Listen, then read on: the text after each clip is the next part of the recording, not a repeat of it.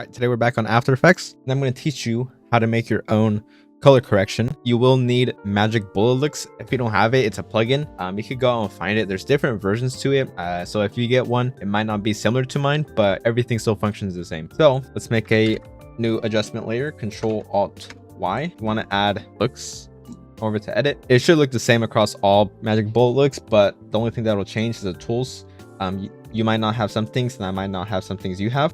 So the first thing I like to add is the HSL colors, and you can see I don't have it here. I don't have HSL colors here. And if you think you have to go out and find a different version, no need.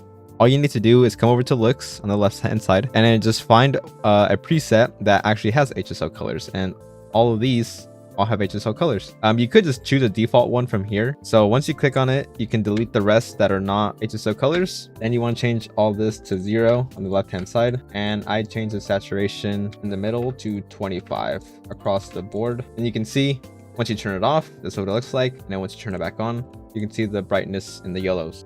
Next, I like to choose the LUT, and again, this is just another basically presets of color corrections, of your color grading, color correction, whatever you want to call it. Again, some scenes I will change this to LUTs depending on the anime and the vibe I'm going for. So if it's Black Clover, I go for something darker, but if it's any other anime, I'll go something a lot brighter. Here you have a ton of different options to choose from. My personal favorite, and that I've been using forever, is this one, Los Feliz. I don't know if you will have it, you probably will, but I like to choose this one. You can see it makes it pop out a lot more. And the last thing I think is probably one of the best things I found out about is Colorista here. And what this does, so basically the color correction here, you don't have to mess with. You can close that. Doing saturation, those little sliders right here, this is what you're going to want to mess with. If you come over here, cutting the adjustment layer in half between each clip, sometimes it'll work all of them, but to get the best colors to pop.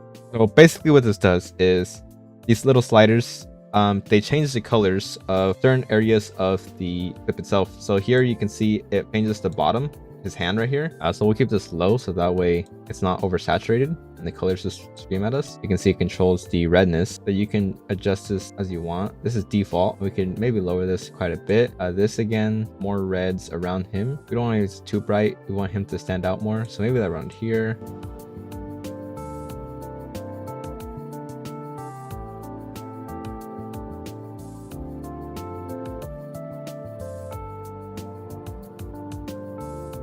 But yeah, so this is everything I do. I only have three, I don't know what you call these, 3 layers, 3 effects in Magic Bullet Looks. That's the first step done. And you can see, you turn it off, turn it on, big difference. Again, this is what I mean. It's already too dark compared to what we first started with. So that's what I mean. You have to adjust it to the way the clip is, or else it's just going to look too dark, or it's not going to look colorful at all. So you just want to mess with everything.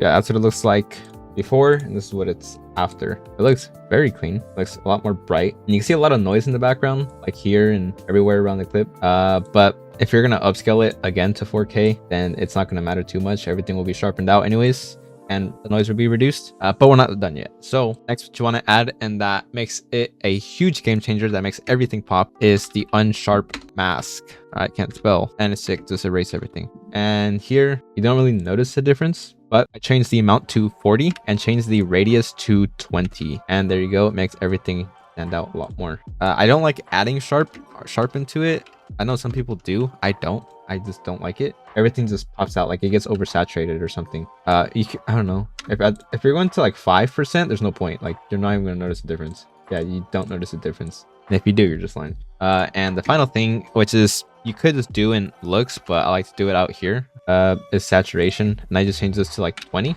Also, I changed the strength of this to 70%.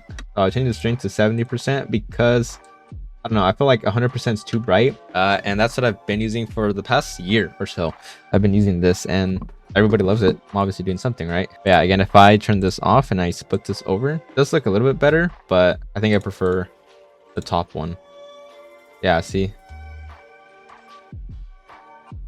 this is at 100% as well. I didn't even add anything else, so if I add unsharp to this, You can see how it pops out a lot more. Change this to 40. You could leave this at 50 and change this to 20. But I like to leave this at 40 and boom, everything just pops. So the unsharp mask just gives it a little bit more detail all around the character itself. This makes everything stand out more and it's not like bland. See, like the letter, the writings and all that, it just pops out. His whole body pops out. And we could add this hue saturation of this. And just to 20. There you go. Makes it just pop out a little bit, not too much. And if you want, you can change this to 70 if you want. I'll leave it at 100 because it looks nice.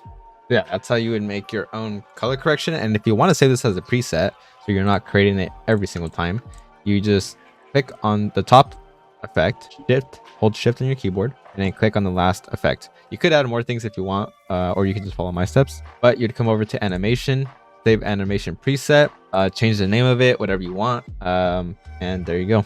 And then you just come over to effects and presets, type out the name of your saved preset. Yeah, this is what it looks like afterwards. It does look a lot better than before, and it just pops out a lot more. Don't go out and buy presets of like color corrections from popular creators. There's no point. It's just worthless if you buy stuff like that.